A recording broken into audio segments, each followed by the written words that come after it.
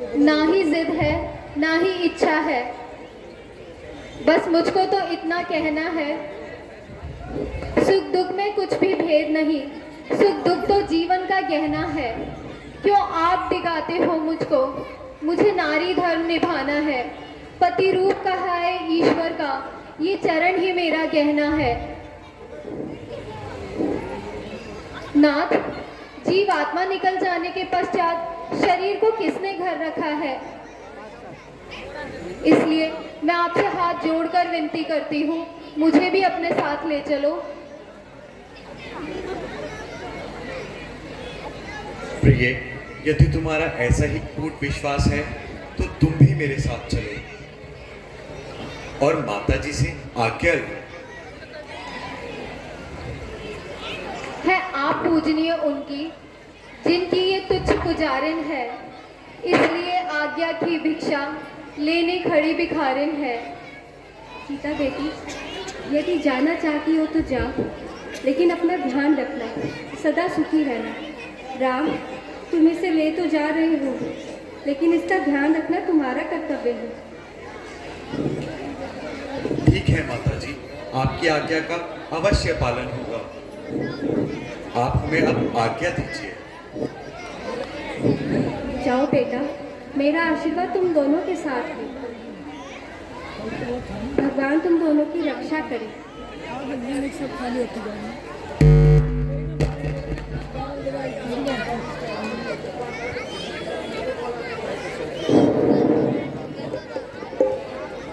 अरे अयोध्या में ये कैसा अंधेरा छाया है, ये कैसा अन्याय है। भैया राम को मन भिजवाने वाली माता कैकेयी कौन होती है?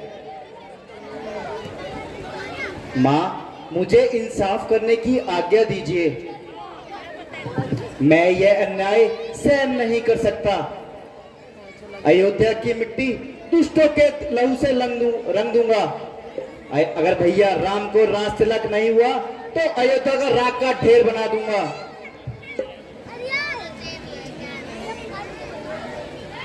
राज तिलक का अधिकार भैया राम को है और उन्हीं को होकर रहेगा। माताजी, आज्ञा दीजिए तो हम करें कुछ उपाय। देखा जाता अब नहीं रघुकुल में अन्याय।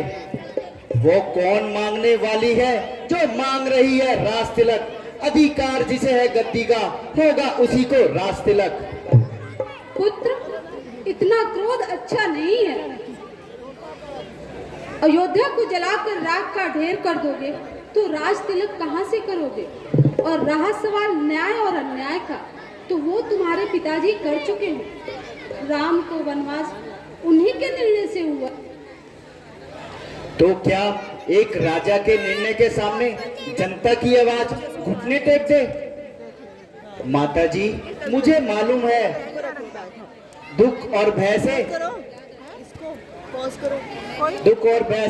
जो भीतर ही भीतर सिसकियां भरते हैं वे काये और बुज़दिल हैं।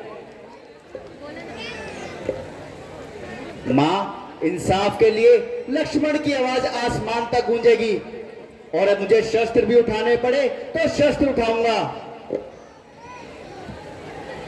पुत्र, यह तो ठीक है।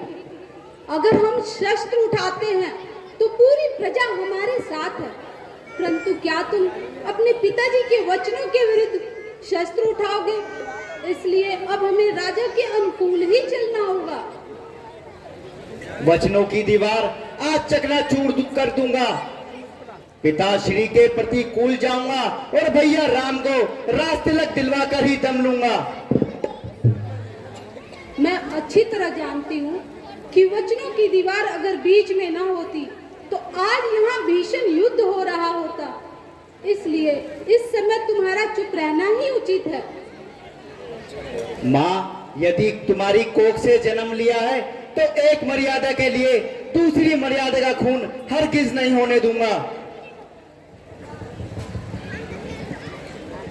लक्ष्मण, खामोश। तुम्हारा इस तरह बोलना तुम्हारे पिताजी का अपमान है। और हमारा खामोश है ना, भ्राश्री का अपमान होगा। अब अगर तुमने एक शब्द और बोला तो अच्छा ना होगा। अच्छाई और बुराई को हम अच्छी प्रकार जानते हैं।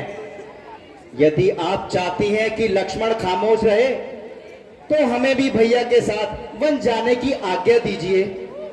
अरे रोका किसने है पगले तुझे?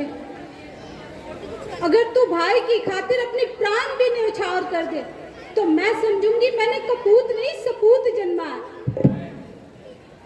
ओ माँ, तू देवी है, तूने सदा मेरे सर पर कृपा का हाथ रखा है। आज आपने मेरे मन की आस पूरी कर दी। वो भी एक माँ है जो अपने को राज दिलाती है, सौतेले को लड़वाकर घर से वन भिजवाती है। इस और एक ये भी माँ है, इसकी भी तो छाती है, जो सौतेले की सेवा में अपने की पेट चढ़ाती है। माँ, मेरी भी यही लालसा है, पकड़ू रघु राय की बाहें, भाई की सेवा करने को हाजिर है भाई की ये बाहें। अच्छा, अब देरी नहीं, आशीष दो, विदा करो माता। 14 वर्षों की शक्ति भरो, सिर पर हाथ रखो माता। जाओ मेरे लाल, कभी न होगा तेरा बाका बाल।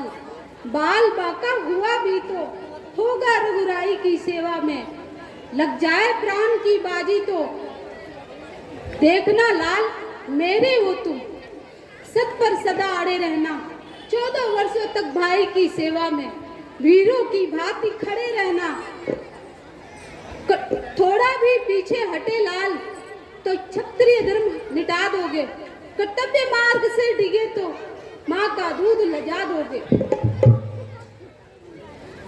प्रसन्न रखूंगा उनको जो मृत मंगल के दाता हैं। अब पिता हमारे रामचंद्र और सिया हमारी माता है।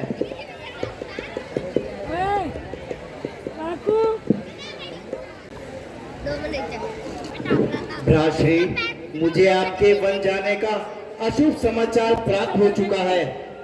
बंधु, क्या इस सेवक को अकेले ही छोड़कर जाओगे? लखन, सारी अयोध्या को छोड़ने में इतना दुख नहीं हो रहा जितना तुझे छोड़ने में हो रहा है। पीड़ा पर पीड़ा क्यों सहन करते हो प्रभु?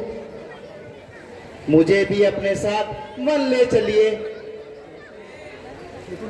लखन, तुम अभी बालक हो, वन का जब कठिन जीवन कैसे बिताओगे? प्रभु, आपका उपदेश बड़ा हितकारी है, परंतु आपके बिना अयोध्या में लखन का रहना भी भारी है। आप मेरी चिंता ना कीजिए, मेरी यह बाल्य अवस्था लोहे की सलाखों को तोड़ने का बल रखती है।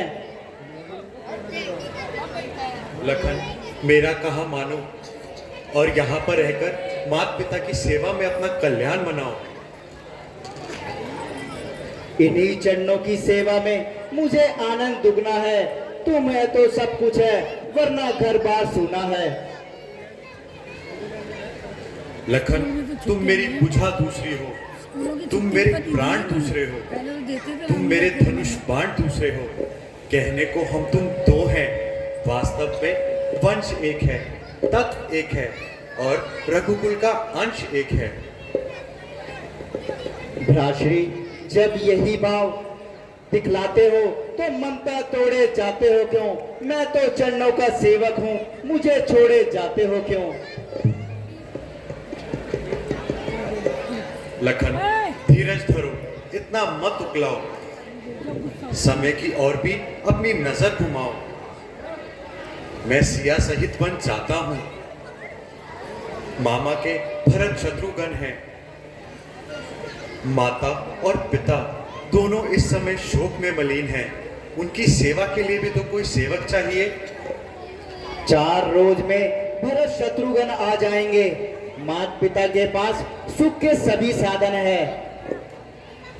सेवा तो वह है जो दुख में की जाए।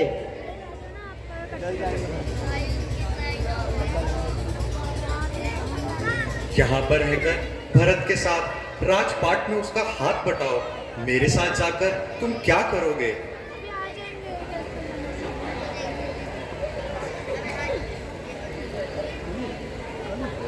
भ्राश्री, हाथ मुसीबत में बटाया जाता है। छाते की आवश्यकता उसे होती है तो धूप में चलता है, ना कि उसे जो साए में चलता है। लखन, उर्मिला का क्या होगा?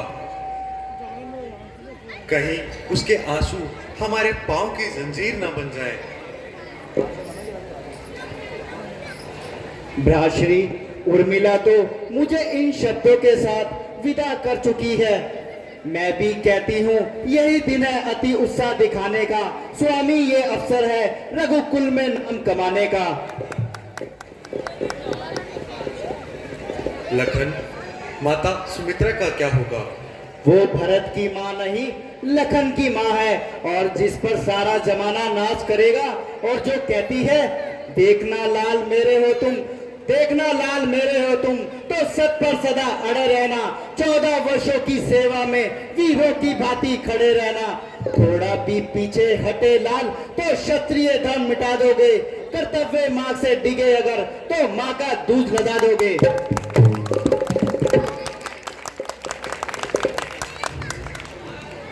छोड़कर मुझको यदि भगवान वन को जाएंगे, अयोध्या में रहूंगा मैं, पर प्राण वन को जाएंगे।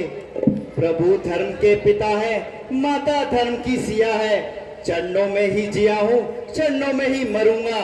कैसे ना ले चलोगे दामन जब मैं तुम्हारा अपने हाथों से छोड़ूंगा।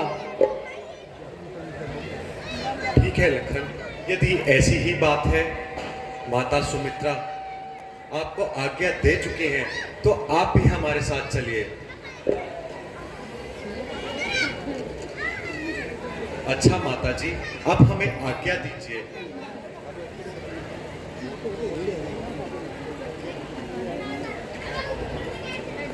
बेटा, वो छोटा है, तू बड़ा है। सुमित्रा और उर्मिला की आंखों का तारा है। इसे किसी प्रकार का कष्ट ना हो, और जैसे हरे भरे जा रहे हो वैसे फलित फूलिता ना। ठीक है माता जी, आपकी आज्ञा का अवश्य पालन होगा। आप हमें आज्ञा दीजिए। जाओ बेटा, मेरा आशीर्वाद तुम तीनों के साथ है। भगवान तुम तीनों की रक्षा करे।